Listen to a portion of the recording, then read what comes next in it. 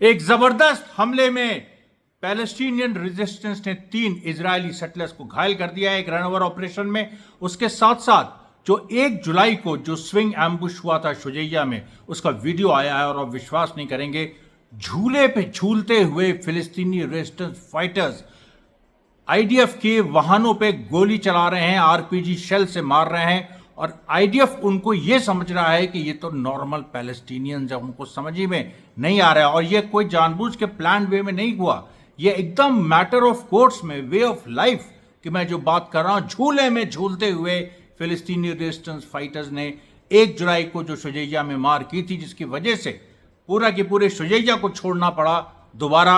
IDF को एक बार पहले भी मार खा चुका है आईडीएफ। तो ये देखिए, बड़ी बड़ी खबरें हैं आज। जो इजरायली प्रिजन्स में जो करीब 1500 फिलिस्तीनी लाशें हैं जो वो लोग रखे हुए हैं, और ये सैडी तमम जो प्रिजन है जहाँ पर बहुत खतरनाक खबरें आ रही हैं, बहुत बड़े बड़े वहाँ पर टॉर्चर हो रहे हैं, वहाँ पर कत्लेआम हो रहे हैं। जो करीब 7 से 8 हज़ार फिलिस्तीनी प्रिजनर्स हैं, उनका बड़ा हिस्सा उसमें है। और वहाँ पर 15,000 ऑलरेडी बॉडीज ये लोग उनको फ्रीज करके इजराइल रखे हुए। देखिए, बहुत महत्वपूर्ण ये सब बातें आज हमारे बीच आ रही हैं। जो 16 जुलाई 2024, और तो मैंने पहले भी आपसे कहा था कि हर दिन महत्वपूर्ण है, हर दिन में कोई ना कोई 1 कदम, 2 कदम, 3 कदम, कभी कभी छलांग फिलिस्तीनी रेजिस्टेंस लगा रहा है, आगे बढ़ता चला जा रहा है। मैं फिर से गुजारिश करूंगा, कल आपने जो समर्थन दिया उसके लिए बहुत बहुत धन्यवाद। और मुझे आज भी आप ज़रूर से इसको 10 मिनट से ज़्यादा देखिएगा, और आप कमेंट करना मत भूलिएगा। कमेंट मुझे कम से कम, अगर 4000 लाइक्स होते हैं तो 1000 कमेंट्स इसमें होने चाहिए। आपके व्यूज़ आने चाहिए, आपका फीडबैक आना चाहिए, जो भी आप उसमें लिखना चाहे उसमें आप लिखिए। तो आज के देखिए 16 जुलाई 2024 के राउंड अप को हम शुरू करते हैं। आज एक तो देखिए बड़ी बात हुई कि जो एक लीला खालिद, पीएफएलपी की पैलेस्टीनियन फाइटर, महिला फाइटर, जो 1970s में बहुत फेमस, जिन्होंने हाईजैकिंग्स की थी। सबसे पहले फिलिस्तीनी रेजिस्टेंस ने जो हाईजैकिंग शुरू की थी, उस समय यासर अराफात जिंदा थे, पीएलओ था। लेकिन पीएफएलपी जो आज भी है, वो भी पीएलओ का हिस्सा था। तो लीला खालिद उस समय एक young Palestinian woman, and she shocked the world, and she earned the admiration of the world for a dairying acts. अपनी एकदम जो उनकी बहादुराना, जो उनके कारनामे थे, प्लेन हाईजैक कर लेना, गोली चला देना, इस तरीके से उन्होंने पूरे विश्व का ध्यान आकर्षित किया था। अब उनकी उम्र करीब 80 से ऊपर हो गई है, लेकिन उन्होंने इतना प्यारा मैसेज उन्होंने दिया है। और वो इस समय फिलिस्तीन में नहीं रहती, बाहर रहती हैं, यूरोप में। और उन्होंने कहा है कि after 9 months of Israel's war of annihilation, Leila Khaled बोल रही हैं, 80 साल की हो गई हैं और बहुत मिलिटेंट फायर ब्रांड, ये कह रही हैं कि 9 महीने जो इजराइल ने बिल्कुल फिलिस्तीनियों को जड़ से ख़त्म करने की जो साजिश इजराइल ने की, 9 महीने हो गए हैं, इजराइल वॉर ऑफ एनिहिलेशन। उसके बाद Palestine is winning the whole world, फिलिस्तीन पूरी दुनिया को जीत रहा है, ये लीला खालिद ने कहा है। 9 महीने हो गई, बहुत बड़ी बात है। देखिए, मैं इसमें बार बार एम्फेसाइज करूंगा, बहुत बड़ी बात है कि ये जो लीला खालिद के मुंह से आना, जिन पे इतना प्रेशर, वो यूरोप में रहती है, उन पे पूरे वेस्ट का प्रेशर, लिबरल लॉबीज का भी, अच्छे बुरे सब, तो वेस्ट में अच्छे लोग भी इजराइल के साथ हैं, बुरे लोग भी इजराइल के साथ हैं। अब क्या करिएगा, ये वहाँ की सिचुएशन है, वहाँ के समाज एक बीमार समाज हो गया है, तो उसके लिए कोई कुछ कर नहीं सकता। तो इतना प्रेशर, लेकिन वहाँ रहते हुए ये महिला, क्या मतलब, मैं तो दाद दूंगा कि जो इसने हिम्मत दिखाई है। उसके बाद देखिए एक खबर आती है, जला में चेक पॉइंट, जनेन में लगातार जो आईडीएफ के चेक पॉइंट्स पे हमला जो रेजिस्टेंस कर रहा है, जिससे वेस्ट बैंक से एक के बाद एक आईडीएफ के चेक पॉइंट्स गिरते चले जा रहे हैं। वो जलामे का भी चेक पॉइंट फिर से बना था, उसको भी ढा दिया। उसके बाद देखिए किरियत शिमोना में हिजबुल्लाह ने बड़ा स्ट्राइक किया है। किरियत शिमोना की इतनी, मैं लगभग हर दूसरे दिन किरियत शिमोना का नाम मुझे लेना पड़ता है, क्योंकि हिजबुल्लाह उसमें ऐसी स्ट्राइक्स करता है। और आज तो उसने जिस तरीके से इंफ्रास्ट्रक्चर को टारगेट किया, वो जो हुदहुद वाली बात है, वो रोज सही हो रही है कि हिजबुल्लाह के पास एग्जैक्ट कोऑर्डिनेट्स आ गए हैं कि कहाँ मारना है, कैसे मारना है, किस चीज़ पे मारना है। इंसान को मारना है कि इंफ्रास्ट्रक्चर को डिस्ट्रॉय करना है, पावर प्लांट डिस्ट्रॉय करना है। केजे शमोना का एक पावर प्लांट पहले हिजबुल्लाह ने नष्ट किया था, बड़ी मुश्किल से उसको इजराइल ने फिर से शुरू किया, उसको भी नष्ट कर दिया। एक और आपको बड़ी बात बताएं, जो एक चीज़ आई है वो ये है कि इजराइल ये कह रहा है कि उसके पास टैंक्स की कमी है। और आप देखिए तो शुजैया में जो 1 जुलाई में जो स्विंग एम्बुश की बात कर रहा था, झूला झूलते हुए फिलिस्तीनी रेजिस्टेंस फाइटर्स लड़े वहाँ पर, तो उसमें आज एक और वीडियो आया कि एक बच्चा जो है, क्योंकि उस लड़ाई में जो टैंक्स ध्वस्त हो गए थे, उन टैंक्स के मलबों को की तरफ इशारा करके बच्चा हंस रहा है, फिलिस्तीनी बच्चा, और ऐसे वी का साइन दिखा रहा है और हंस रहा है और इस बात को कह रहा है कि देखिए ये सब वो जो स्विंग एम्बुश हुआ उसमें जो था वो इजरायली टैंक उसको झेल नहीं पाए। अब एक और तो उससे देखिए कैसे चीज़ें जुड़ी हुई हैं। इजराइल में क्या हुआ कि एक एनजीओ ने एक पिटिशन किया वहाँ के हाई कोर्ट को। पिटिशन क्या था कि इजरायली जो महिलाएं हैं उनको ज़्यादा से ज़्यादा सेना में लिया जाए, ये पिटिशन था। तो उस पर जवाब देते हुए इजरायली सेना ने कहा कि हमारे पास टैंक्स नहीं है, हमारे पास एम्यूनेशन नहीं है। और ये खबर मैं आपको कम से कम 2 महीना पहले मैंने एक बड़ा वीडियो मैंने बनाया था, जिसमें मैंने आपको बताया था कि कैसे एम्यूनेशंस की कमी हो रही है। 1960s के जो एम्यूनेशन है वो यूज़ करने पड़ रहे हैं इजरायली सेना को लगातार। कुछ समय पहले तो वो वीडियो भी आया था कि उनको तीर चला रहे हैं, और जो मेडिवल जो फाइट होती थी जिसमें वो एक ऐसी इतनी बड़ी एक लकड़ी की वो बनती थी, मतलब काठ की, और उसके ऊपर बड़ा पत्थर रख के पत्थर को जला के ऐसे फेंका जाता था। उस समय बारूद का आविष्कार नहीं हुआ था। उस समय के जो वेपन्स है वो इजराइल यूज़ कर रहा है। कुत्ते से भी बदतर हालत हो गया। आप बताइए क्या कहा जाए इसको, कुत्ते से बदतर हालत नहीं हो गई? कहीं पूछने वाला कोई नहीं है। मतलब आप देखिए कि ये कितनी अजीब सी लड़ाई है कि वॉर ऑफ मतलब जिसमें सच्चाई कुछ और है, परसेप्शन कुछ और है, और सच्चाई और परसेप्शन में इतना बड़ा गैप हो गया है कि अब जनता उस परसेप्शन को मान ही नहीं रही है। कह रही भाड़ में जाओ, तुम कुछ भी कहो, जीत तो फिलिस्तीनी रहे। और देखिए 2014 में भी मोदी ने इतना बड़ा परसेप्शन क्रिएट कर रहे, बाप गुजरात मॉडल ले आएंगे, हिंदुस्तान को स्वर्ग बना देंगे, हवाई चप्पल जो लोग पहनते हैं वो हवाई जहाज में उड़ेंगे, इस तरह की बातें कही थी ना, 15 लाख वाली बातें ये सब। और आज देखिए वही बीजेपी के लोग चिल्ला रहे हैं कांग्रेस झूठ बोल के जीती, झूठ बोल के जीते। अरे तुम साले झूठे थे, तुम झूठ बोल के जीते, तब कुछ नहीं था। और कांग्रेस ने क्या मतलब कौन सा झूठ बोल दिया? अगर संविधान की रक्षा की बात यहाँ पर हो रही है, और वो तो सच्ची बात है, तुम्हारे नेताओं ने भाषण दिया है इस पे, आरएसएस का एजेंडा रहा है संविधान को खत्म करना, आरक्षण को खत्म करना, कौन से इसमें ये नई बात है? और इसको अगर अब ये मुद्दा बन गया, तुम मुद्दा बनने नहीं दे रहे थे, अपने झूठ झाट फैला के और सपने दिखा के, अब वो सपने चकनाचूर हो गए महंगाई और बेरोजगारी के दर पे आके, तो वो जनता समझ गई। तो अब देखिए जो दुनिया अब बन रही है, ये 2014 की दुनिया नहीं है। और मैं दुनिया कह रहा हूँ, मैं केवल हिंदुस्तान की बात नहीं कर रहा हूँ। तो वही चीज़ इजराइल पे लागू होती है। इजराइल जो भ्रम फैला के, झूठ बोल के, जो अपना एक माहौल बनाए हुए था कि आइडिया बहुत मॉडर्न फोर्स है और बड़ी टेक्निकली इक्विप्ड फोर्स है, आज तुम अमेरिका के रहमो करम पे जिंदा हो। तुम्हें रोज़ अगर अमेरिका रोज़ मतलब जैसे आदमी को खाना चाहिए ना, एक दिन अगर अमेरिका एक शिपमेंट ना पहुँचे एम्यूनेशन का, एक दिन, तो इजराइल लड़ना छोड़ दे। लड़ना, उसकी लड़ने की स्थिति नहीं है। मतलब खाने जिसको हम लोग कहते हैं ना, खाने को मोहताज है इस समय। सच्चाई ये है, और वो अपनी जनता पे बोझ डाल रहा है। तो अब देखिए इजराइल ने जो ये खुल के एडमिट किया, ये 16 जुलाई को पहली बार ये खबर बनी है, और इसको जो इजराइल के वायनेट एक हिब्रू पोर्टल है उसने बनाई, और उसने इस बात को साफ किया है कि इजराइल के पास वाकई टैंक्स की एम्यूनेशन की कमी है, इसलिए वो और ज़्यादा महिला सोल्जर्स को रिक्रूट नहीं कर सकते। लेकिन दूसरी तरफ वहीं देखिए क्या हो रहा है, ऑर्थोडॉक्स ज्यूज को रिक्रूट किया जा रहा है, उनको ज़बरदस्ती की जा रही है कि तुम, जबकि वो ज्वाइन नहीं करना चाहते हैं। तो ये देखिए दोहरी नीतियाँ पूरी इजराइल की मतलब इस समय ये देखिए पतन की निशानी। ये आप लोग मत कहिएगा कि अरे ये सब तो इजराइल जो है वो बहुत लंबे समय तक बड़ा पावरफुल है, और इतने लंबे समय तक वो, मैं अपने आज एक विदेशी मित्र से बात कर रहा था, वो भी यही बात करता। हमने कहा यार अब देखो, अब मान लो देखो कि इजराइल से ना हो पाएगा, इजराइल से ना हो पाएगा, ये बिल्कुल क्लियर हो गया, कोई इसमें अब डिबेट नहीं रही। तो ये जो सारी बातें हैं, देखिए ये प्रूव हो रही है ना, एक एक चीजें प्रूव हो रही है। हम आगे बढ़ते हैं।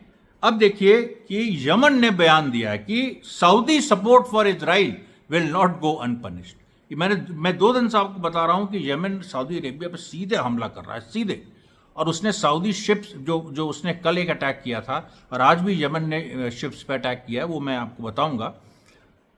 यमन ने एक सऊदी से जुड़ी शिप पे कल भी हमला किया था, और उसके बाद ये भी अनाउंस कर दिया है कि सऊदी की औकात नहीं है कि वो यमन से लड़ सके। ये यमन कह रहा है, ये सच्चाई है। अच्छा, दूसरी बात देखिए, सऊदी अरेबिया की एक सीक्रेट डील भी सामने आई। सऊदी अरेबिया ने अमेरिका से भीख मांगी है कि हमको न्यूक्लियर वेपन्स दे दो। और बहाना क्या है? बहाना यह है कि वेपन्स नहीं, हमको न्यूक्लियर एनर्जी दो, ताकि हम फॉसिल फ्यूल से अलग हटके न्यूक्लियर पावर्ड, हम अपने जो तेल के हमारे भंडार हैं उनको हम न्यूक्लियर एनर्जी से चलाएंगे, हमको इसलिए न्यूक्लियर एनर्जी दो। बात तो लेकिन वेपन्स की है ना, कि मतलब अंदर खाते तो वेपन्स ही तुम मांग रहे हो, और उधर ईरान को ईरान अपने न्यूक्लियर वेपन्स खुद बना रहा था, किसी से मांग नहीं रहा था, उस पर सैंक्शन लगा दिए, उस पर दुनिया भर की मतलब बवाल हुआ। ओबामा ने डील भी कर ली, न्यूक्लियर डील भी कर ली, उसके बाद ट्रंप ने आते ही उसको हटा दिया। अभी फिर देखिए पूरी स्थिति बनेगी। तो सऊदी अरेबिया की सच्चाई भी खुल गई और यमन ने बहुत इसमें कारगर भूमिका निभाई। उसके बाद देखिए कि इजराइल ने आज फिर से मवासी एरिया में फिर एक बम्बार्डमेंट किया, जहां पहले उसने कत्लेआम किया था, उसमें 10 फिलिस्तीनी मारे गए। नुसैरत कैंप में एक दूसरा किया जिसमें 15 फिलिस्तीनी सिविलियंस मारे गए। और अब हम आते हैं, देखिए यमन ने जो आज हमले किए हैं। सबसे पहले बेंटली शिप, रेड सी में बेंटली शिप को ड्रोन बोट्स, एरियल ड्रोन्स और ballistic missiles, 3 drone boats, aerial drones and ballistic missile. Drone boats बिल्कुल नई चीज़ है, बार बार मैं कहता हूँ, और हर बार, क्योंकि इसका हर नए हमले में इसका जिक्र आ रहा है। और रोज़ मैं आपको बताता हूँ कि ड्रोन बोट्स जो हैं, वो जो बोट्स जिनसे ड्रोन लॉन्च हो सके, ये चीज़ बड़ी सिंपल है, लेकिन इसको बड़ी बड़ी पावर्स यूज़ नहीं करती, सोचती हैं कि ये बहुत तुच्छ चीज़ है। लेकिन एक छोटी पावर यमन इसको इस्तेमाल करके बड़ी ताकत को उसने झुका दिया है। ये आप देखिए, बेंटली शिप को इन्होंने टारगेट किया, यमन ने टारगेट किया। उसके बाद कियोस लायन जो है रेड सी में, इसको नेवल ड्रोन से मारा। मतलब एक जहाज, नेवल ड्रोन मतलब कि जो एक पानी के जहाज से ड्रोन उन्होंने फायर किया और कियोस लायन को नष्ट किया। उसके बाद तीसरी जो ओलिविया शिप है, ओलिविया शिप जो है ये टारगेट हुई मेडिटेरेनियन सी में, रेड सी में नहीं, मेडिटेरेनियन सी में, जो पूरा मतलब यूरोप की सी है एक तरह से। और वहां पर किसकी मदद से? इराकी रेजिस्टेंस की मदद से। फिर वही बात, यमन और इराक का जो पूरा एक कोऑर्डिनेशन है। और मैंने कल भी इस चीज़ को कहा था, आज फिर कह रहा हूँ, ये जो कॉम्बिनेशन इमर्ज कर रहा है एक साथ, जो पहले तो साथ तो थे ही, लेकिन एक साथ जो कोऑर्डिनेशन में अटैक कर रहे हैं, हमास, हिजबुल्ला, यमन और इराक, ये जो कॉम्बिनेशन है, ये मेरे ख्याल से दुनिया ने अभी आज तक इस तरह का कॉम्बिनेशन नहीं देखा है। अब देखिए, जो हिजबुल्ला ने आज जो अटैक्स किए, किरियत शुमोना में मैंने बताया आपको, उसके बाद मार्गिलियो में, मनारा में, फिर मितुल्ला में, बेथ हिलेल में, और फिर वो वीडियो भी आया किरियत शुमोना पे जो अटैक हुआ। ऐसा लग रहा है कि जैसे, एक्चुअली मैं बता रहा हूँ कि जैसे कोई मिनी न्यूक्लियर एक्सप्लोजन हो रहा है, इस तरह का पूरा एक ब्लैक एंड वाइट वीडियो है। उसका बड़ा इंटरेस्टिंग आया है, मैं दिखाने की कोशिश करूँगा आने वाले दिनों में। उसके बाद देखिए, हाँ, फिर 769th ईस्टर्न ब्रिगेड, वो खबर आई कि एक्चुअली किरियत शुमोना में जो अटैक किया हिजबुल्ला ने, इसमें इजराइल की 769th ईस्टर्न ब्रिगेड हिट हुई है। उसके हेडक्वार्टर्स, उसका इंफ्रास्ट्रक्चर जो है, उसको बहुत नुकसान पहुंचा है। फिर देखिए, चाइना का पूरा एक जो इन्वॉल्वमेंट बढ़ रहा है, उसके बारे में और खबर आई कि चाइना ने और रेजिस्टेंस को मदद करने के अपने इंटेंशन को जाहिर किया। और फिर हिजबुल्ला ने देखिए ब्रानित बैरिक्स पे भी मार की, उसके बाद राहिब साइट पे मार की, उसके बाद अल समाका जो साइट है उस पर मार की, और किरियत शुमोना पे फिर मार की कत्यूशा रॉकेट से। दोबारा एक बार इंफ्रास्ट्रक्चर डिस्ट्रॉय करके फिर से मार की।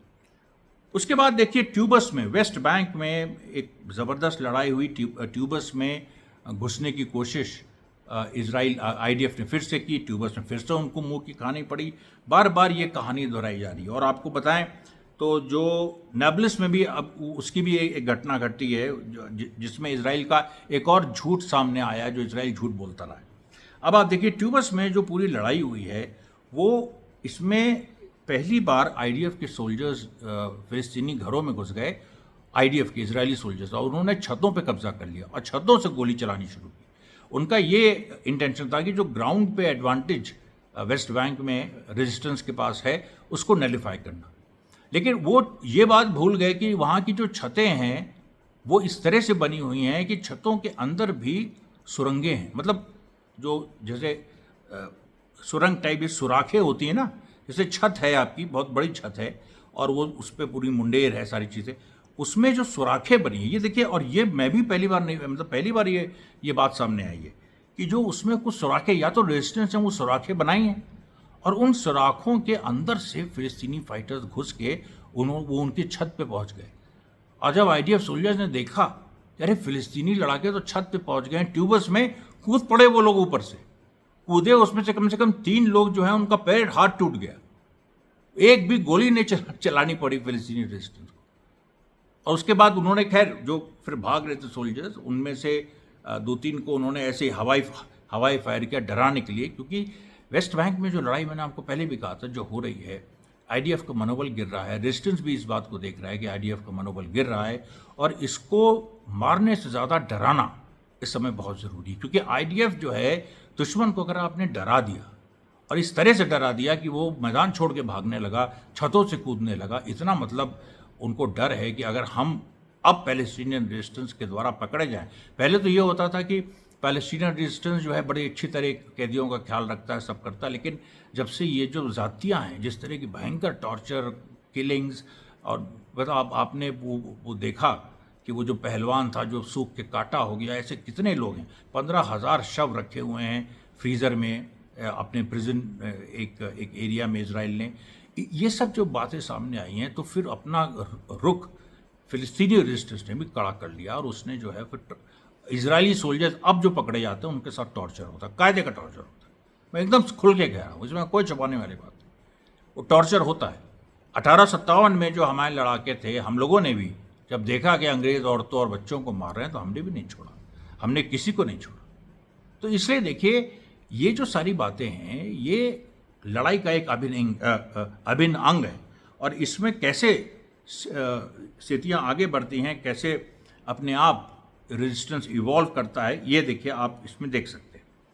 उसके बाद देखिए जो एक बड़ी बात हुई वो नाब्लस में हुई। नाब्लस में जो बलाता एरिया है, बलाता एरिया में क्या हुआ कि जो आईडीएफ है वो जो हमास को अक्यूज़ करता है कि वो ह्यूमन शील्ड यूज़ करता है, उसने आज एक फ़िलिस्तीनी किसी एक नौजवान को पकड़ लिया, उसको ह्यूमन शील्ड के रूप में यूज़ करके, मतलब उसको ह्यूमन शील्ड की तरह यूज़ करके बलाता में घुसने लगा। और वो जो युवा है उसको पूरा उसके मुंह में वो पट्टी बंधी थी, सर पे ये था, सब कुछ उसका, वो कुछ बोल नहीं, हिल डुल नहीं सकता था इस तरह। अच्छा, ये पहले भी हो चुका है, जीप में बांध के फ़िलिस्तीनी और कुछ फ़िलिस्तीनियों को घुमाया गया और आईडीएफ ने ये भी काम किया है ताकि जो गोली चले तो उसको पहले फ़िलिस्तीनी मार गए। लेकिन फ़िलिस्तीनी लड़ाके भी सब कुछ समझते हैं।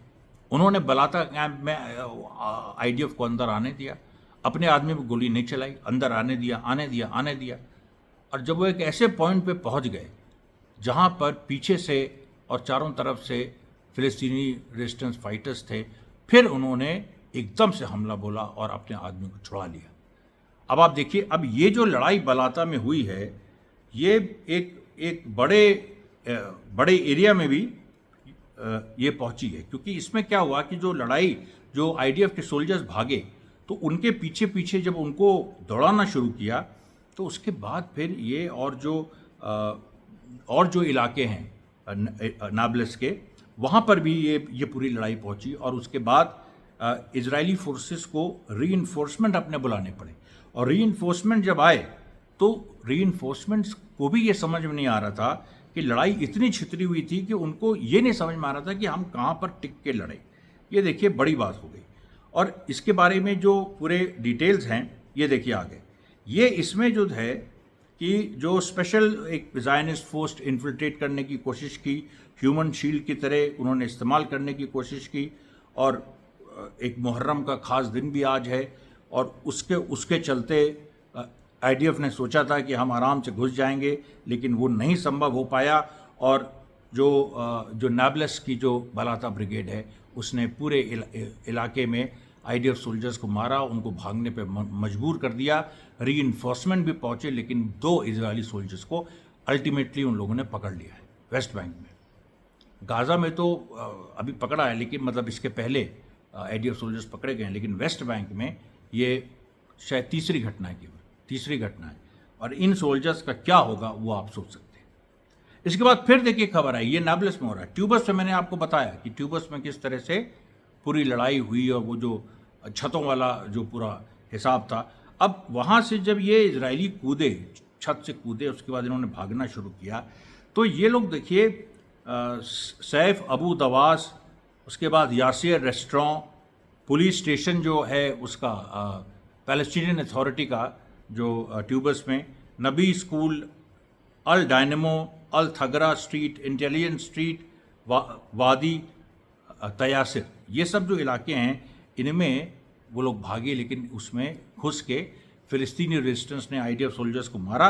और ख़ास तौर पे 2 एक्सप्लोजिव डिवाइसेस अपने शहीदों के नाम, जो उन्होंने अपनी शहीदों के नाम किए हैं, उसको हमास और रेजिस्टेंस ने मुआविया अनबूसी और मुआविया अनबूसी 2,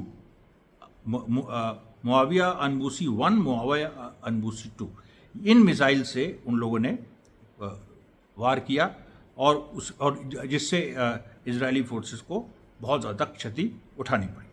उसके बाद देखिए एक बड़ी घटना गाज़ा में, और गाज़ा में जो ये घटना है ये राफा में हुई। और राफा में कुछ भी होता है आप जानते हैं, उसका एक अलग महत्व होता है।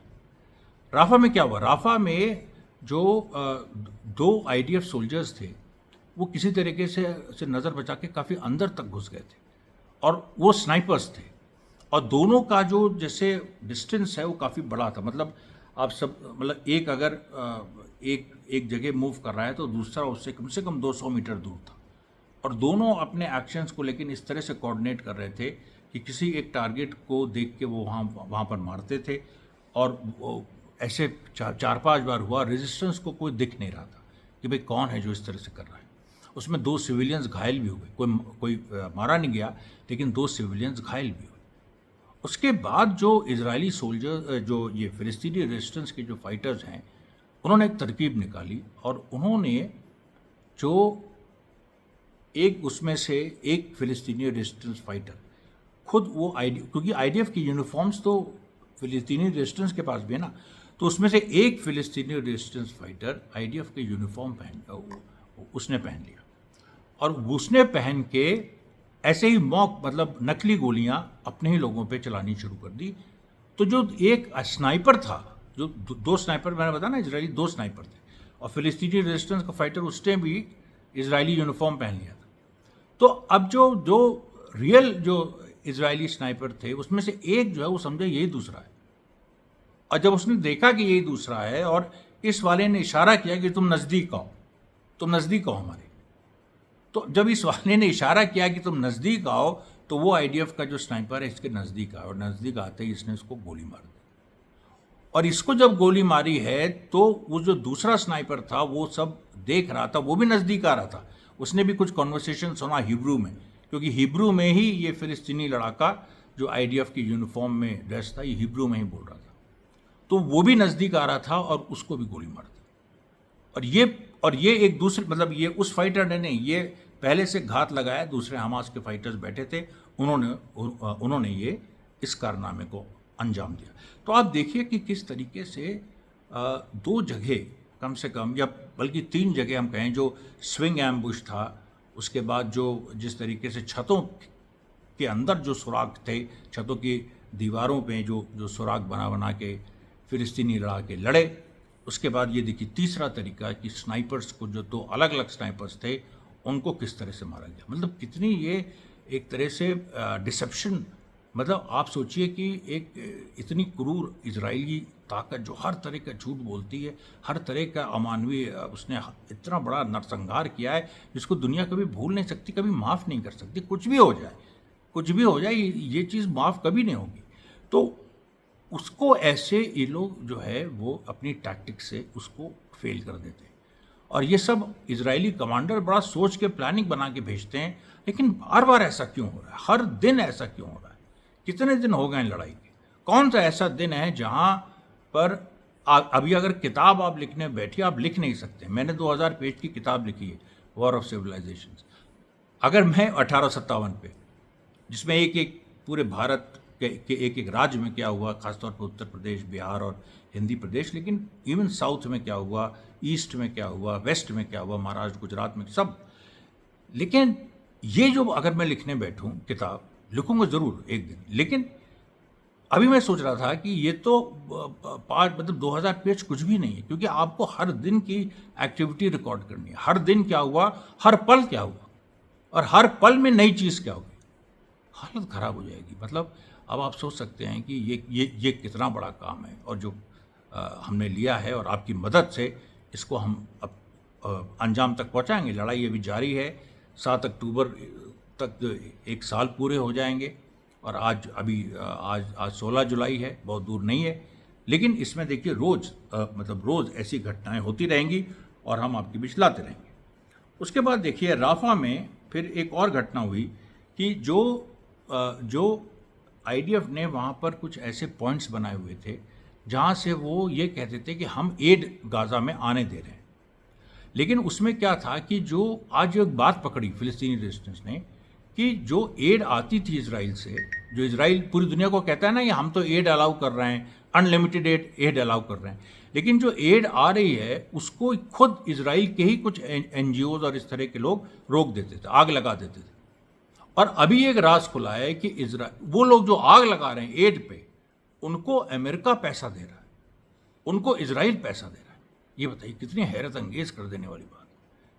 ये बात मुंह पे मारनी चाहिए। अमेरिका और इसराइल जो एड जो ऑब्स्ट्रक्ट कर रहे हैं, उनको पैसा दे रहे हो तो, और दुनिया में कह रहे हो कि हम एड हम अलाउ करते हैं, हम एड अलाउ कर रहे हैं। अमेरिका का पूरा ड्रामा खुल गया। जो पूरा एक फ्लोटिंग हार्बर लेके अमेरिका आया था, वो कहाँ गया? वो उड़ गया, वो ख़त्म हो गया। उसका वो 22 लाख लोगों का खाना, मैं इसको भूलूंगा नहीं, कभी बार बार कहूँगा, आपको सुनना पड़ेगा। आप भी इस बात को पूरी फैलाइए। 22 लाख लोगों का खाना तुम लेके आए थे झुट्टे, और उसमें तुम लोगों ने हथियार रखे हुए थे।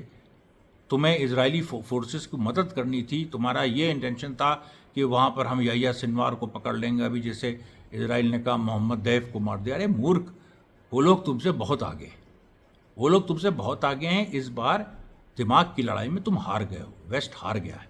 जैसे सलादीन जीते थे, खालिद बिन वालिद जीते थे, उस तरीके की स्थिति है कि वेस्ट हार गया है। और ये देखिए जो पूरा खुलासा हुआ है इस बार, कि जो वेस्ट ने, जिस तरह से अमेरिका ने झूठ बोला है, जिस तरह से सारी कार्रवाइयाँ हुई हैं, उसको लेके इंटरनेशनल लेवल पे भी बहुत रोष है। और उसको देखे उसके रिस्पॉन्स में अमेरिका में भी कई जगह छात्रों ने स्ट्राइक किया है। जो इजरायली जो फैक्ट्रीज़ हैं, या जो ऐसी अमेरिकन फर्म्स हैं जो इजराइल की, मतलब अमेरिकन फैक्ट्रीज़ जो इजराइल का जिसमें पार्टनरशिप है, वहाँ पर उन्होंने कई जगह हमला किया है। लेकिन इसकी खबर मैं आपको कल दूंगा विस्तार से। उसकी खबरें अभी आ रही हैं। तब तक के लिए धन्यवाद, बहुत बहुत।